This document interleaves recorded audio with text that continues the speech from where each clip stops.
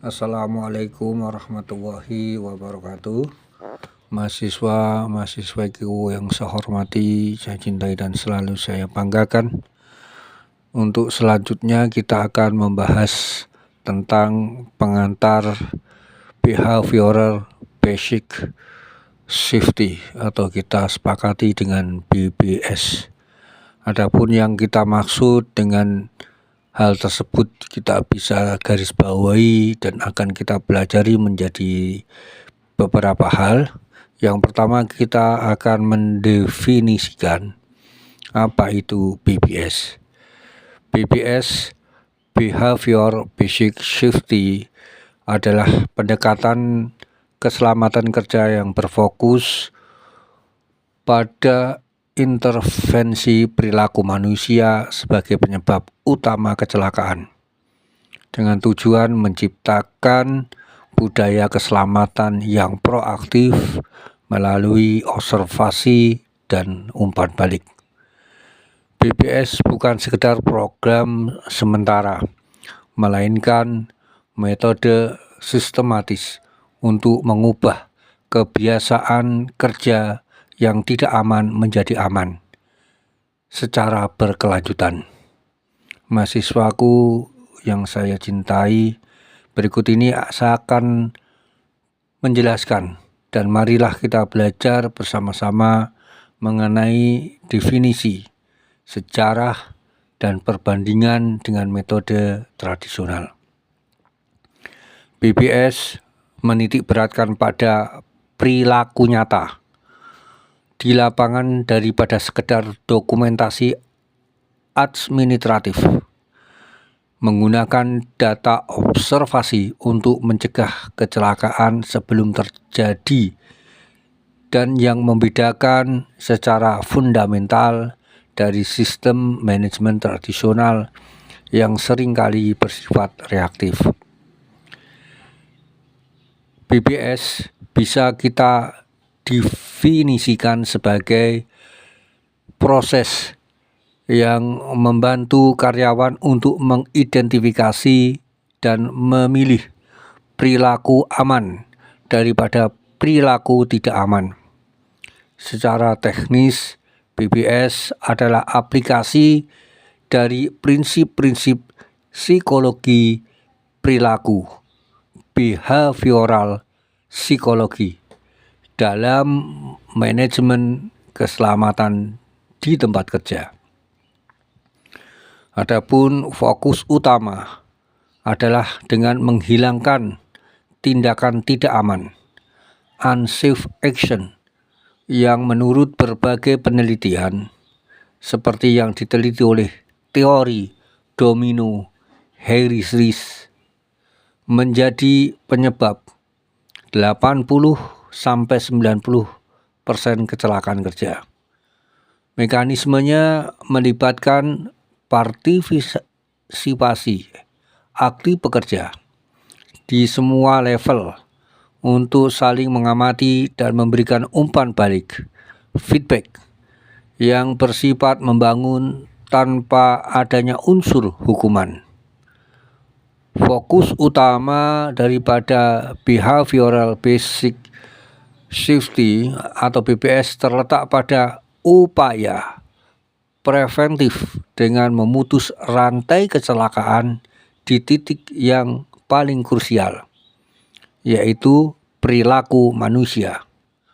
Melalui pendekatan ini, keselamatan tidak lagi dipandang sebagai sekedar aturan tertulis, melainkan sebuah aksi nyata yang melibatkan setiap individu dalam organisasi untuk saling menjaga melalui sistem observasi yang objektif dan suportif.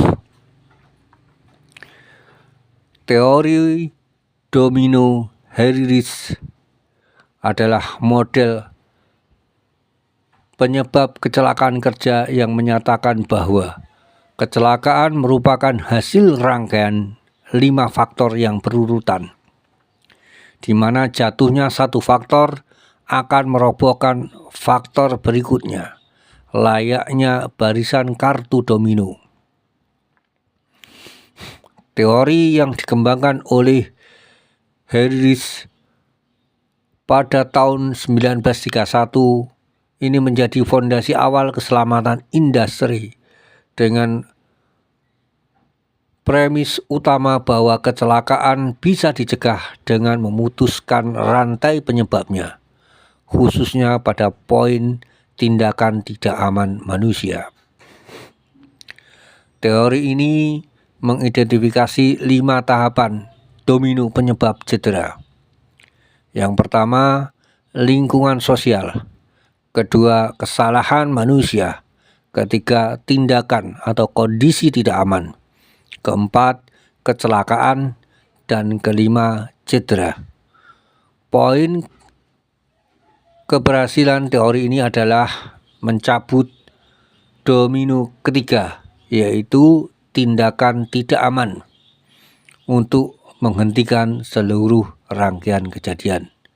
Di dalam teori domino 5 tadi, Harris menggambarkan bahwa urutan kecelakaan dalam 5 faktor yang saling terkait secara linear.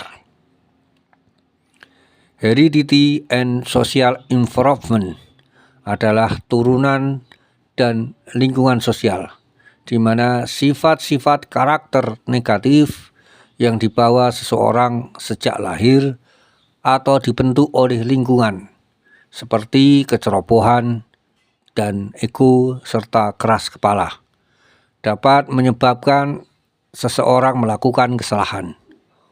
Fault of person atau kesalahan seseorang, di mana karakter negatif tersebut kemudian dimanifestasi menjadi kesalahan manusia, seperti kekurangnya perhatian, kekalahan, dan kurangnya pengetahuan saat bekerja. Kemudian ada unsafe action or unsafe condition, yaitu di mana tindakan tidak aman atau kondisi tidak aman ini poin krusial. Perilaku penyimpangan seperti tidak memakai APD contohnya, atau kondisi fisik yang berbahaya seperti memiliki mesin tanpa pelindung adalah pemicu langsung terjadinya kecelakaan. Accident, kecelakaan, peristiwa yang tidak direncanakan seperti jatuh, tertimpa, atau tersengat aliran listrik yang terjadi akibat domino sebelum injury atau cedera. Hasil akhir dari kecelakaan tersebut berupa luka fisik, cacat, atau bahkan kematian. Selanjutnya adalah prinsip pencegahan. Mencabut domino ketiga salah satu kontribusi paling revolusioner dari Harris adalah konsep pencegahan kecelakaan. Ia berpendapat bahwa kita tidak bisa dengan mudah mengubah lingkungan sosial atau karakter seseorang, namun kita sangat bisa mengendalikan domino ketiga, yaitu tindakan tidak aman, unsafe condition. Jika domino ketiga dicabut dari barisan, maka meskipun domino pertama dan kedua jatuh, mereka tidak akan bisa merobohkan domino keempat dan kelima. Dengan kata lain, tanpa tindakan tidak aman, kecelakaan tidak akan terjadi. Mahasiswa-mahasiswiku yang saya hormati, saya cintai dan selalu saya banggakan. Saya ulangi lagi, ini penting bahwasanya 5 faktor linear daripada teori Harris adalah: 1. Heredity and social environment. Kedua, fault of person. Ketiga adalah unsafe action and or unsafe condition. Yang keempat adalah accident. Yang kelima adalah prinsip pencegahan, di mana hal-hal tersebut bisa atau merupakan sebagai hal yang menjadikan insiden itu terjadi. Mahasiswiku yang saya hormati, saya cintai dan selalu saya banggakan, di dalam penentuan 88% perilaku manusia dalam riset, Harris menemukan statistik yang sangat terkenal di dunia ketiga. Yang pertama, 88% kecelakaan disebabkan oleh tindakan tidak aman, unsafe action, yang dilakukan oleh manusia. Yang kedua, 10% kecelakaan disebabkan oleh kondisi tidak aman, unsafe condition, pada mesin atau lingkungan. Yang ketiga, 2% kecelakaan disebabkan oleh takdir atau faktor alam yang sering kita kenal dengan nasib atau action of goods. Contoh daripada kasus teori domino, kita bisa pahami, kita bedah satu persatu. Yang pertama adalah domino 1 dan 2, di mana seorang pekerja memiliki sifat terburu-buru. Ini merupakan karakter dan merasa sangat lelah. Hari itu merupakan kesalahan seseorang, fatigue. Kedua, domino ketiga, di mana ia memutuskan untuk tidak memasang sabuk pengaman, yaitu karena buru-buru saat bekerja di ketinggian agar lebih cepat selesai, merupakan suatu tindakan tidak aman. Yang keempat adalah domino keempat, ia terpeleset dari tangga, akibatnya menjadi kecelakaan. Yang keempat adalah domino kelima, ia mengalami patah tulang atau cedera kaki. Contoh kasus domino di atas yang perlu kita garis bawahi, kita pelajari, hingga kasus-kasus yang lain tidak atau bisa kita hindari, yaitu kasus kecelakaan atau cedera.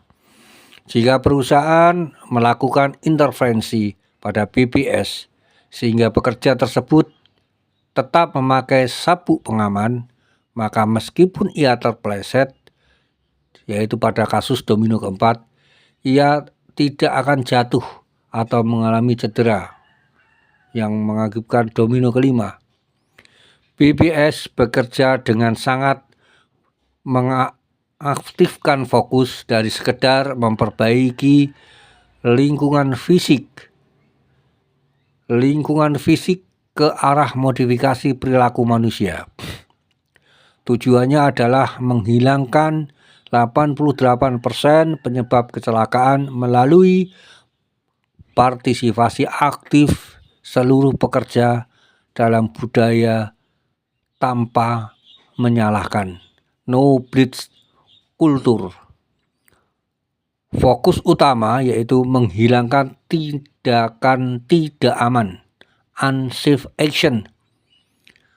Berdasarkan teori klasik domino, Harris, kecelakaan kerja tidak terjadi begitu saja, melainkan hasil dari rangkaian kejadian. Harris menyatakan bahwa sekitar 88% kecelakaan kerja disebabkan oleh tindakan tidak aman, unsafe action manusia itu sendiri. Sementara sisanya disebabkan oleh kondisi tidak aman atau faktor alam. Pentingnya memutuskan domino dalam BPS, domino yang paling mudah dan efektif untuk ditarik agar kecelakaan tidak terjadi adalah perilaku manusia. Jika kita menghilangkan tindakan tidak aman, maka kecelakaan atau accident dan cedera injuries tidak akan terjadi. Contoh tindakan tidak aman yaitu pada saat mengoperasikan mesin tanpa wewenang atau tanpa pelatihan, melepas alat pengaman mesin agar bekerja lebih cepat selesai, kemudian mengabaikan penggunaan alat pelindung diri atau APD seperti helm, kaos tangan, sepatu safety, dan lain sebagainya. Mekanismenya partisipasi aktif dan budaya tanpa hukuman, di mana mekanisme PBS sangat berbeda dengan inspeksi K3 tradisional. PBS mengandalkan partisipasi dari bawah ke atas, bottom up, di mana observasi rekan sejawat. Pekerja mengamati rekan kerjanya saat melakukan tugas rutin. Fokusnya adalah pada daftar perilaku kritis yang sudah ditentukan sebelumnya. Umpan balik membangun adalah setelah observasi, pengamatan, berdiskusi dengan pekerja yang diamati. Jika kita temukan perilaku aman, diberikan pujian. Jika ditemukan perilaku resiko, dilakukan diskusi untuk mencari tahu hambatannya. Budaya tanpa hukuman, no bleed culture, ini adalah kunci keberhasilan dari PBS. Informasi dari observasi tindakan digunakan untuk menghukum atau memberikan sanksi administrasi kepada individu. Data digunakan secara anonim untuk melihat tren perilaku organisasi secara keseluruhan. Jika pekerja merasa akan dihukum, mereka akan menyembunyikan perilaku buruk, sehingga data menjadi tidak akurat. Contoh penerapan BPS di lapangan bisa kita lihat di suatu pabrik pengelolaan makanan. Seorang operator seringkali membersihkan tumpahan minyak tanpa memasang tanda licin, lantai licin, karena merasa hal itu membuang waktu. Mekanismenya di dalam BPS, seorang rekan sejawat mengamati operator tersebut dari jarak aman menggunakan kartu observasi. Setelah operator selesai, pengamat menghampiri dan memberikan umpan balik. Terima kasih sudah langsung membersihkan minyak itu agar tidak lagi memberikan efek terpleset. Tetapi saya perhatikan tadi kamu tidak memasang tanda licin saat sedang mengepel.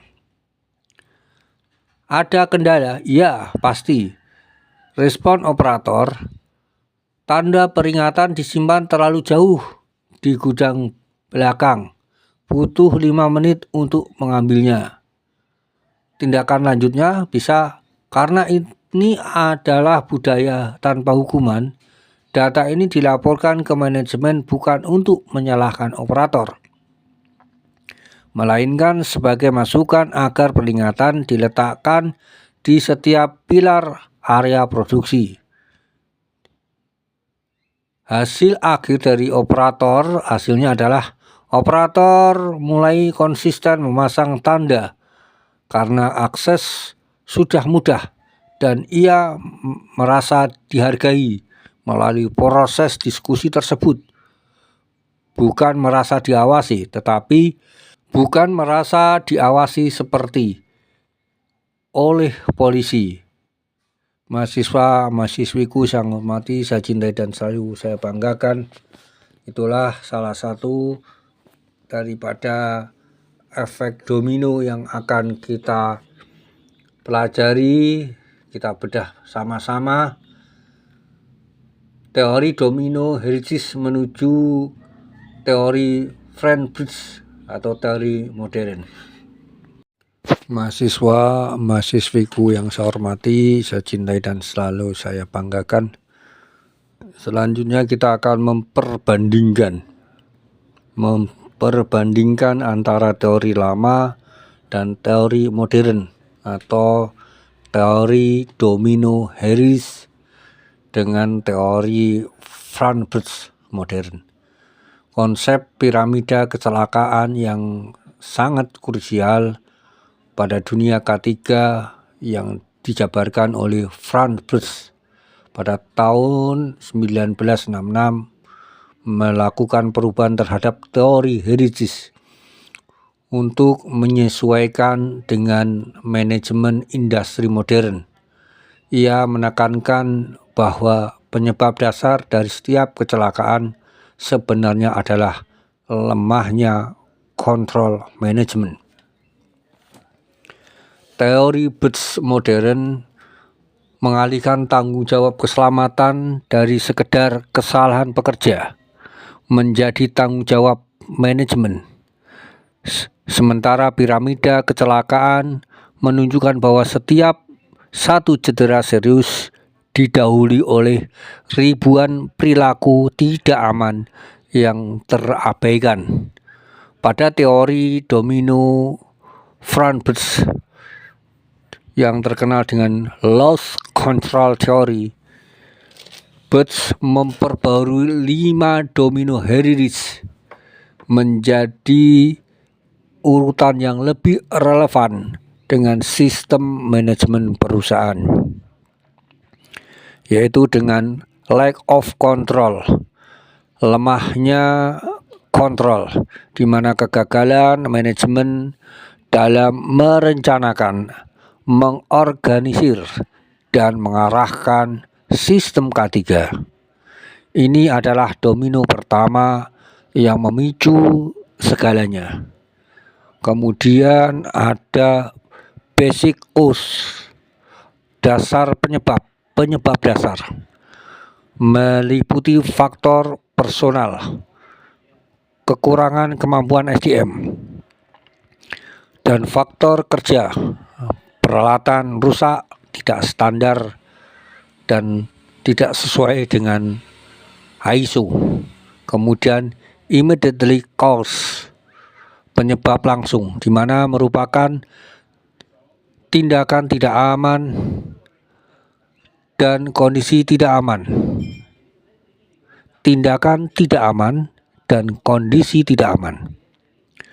Birch menyebutkan sebagai gejala dari masalah-masalah manajemen yang lebih mendalam. Kemudian ada insiden atau kejadian yang bisa menyebabkan kerugian. Ada loss, kerugian atau dampak akhir yang bisa menyebabkan manusia cedera, properti atau kerusakan alat atau proses di mana berhentinya sebuah produksi. Piramida kecelakaan. Konsep ini sangat penting dalam behavior basic safety atau BBS karena menjelaskan hubungan antara kejadian kecil dengan kecelakaan vital. Berdasarkan penelitian dari Birch terhadap 1,7 juta kecelakaan, ditemukan rasio sebagai berikut. 1. Cedera serius atau fatal di puncak piramida. 2. Ada 10 cedera ringan, luka yang hanya memerlukan P3K. Ketiga, 30 kerusakan properti atau insiden yang merusak alat. Keempat adalah 600 near miss, hampir celaka. Kejadian yang hampir melukai namun tidak terjadi apa-apa. Yang kelima adalah ribuan tindakan atau kondisi tidak aman, di mana merupakan dasar piramida yang sangat luas. Di dalam penerapan BBS, mengapa kita berfokus kepada piramida? Coba mahasiswa bisa renungkan. Kenapa? Mengapa kita fokus kepada piramida? Banyak perusahaan salah fokus dengan hal menyelidiki kecelakaan fatal atau puncak piramida. Di dalam BBS ini kita belajar atau mengajar atau mengevaluasi hal sebaliknya, di mana logika pencegahan.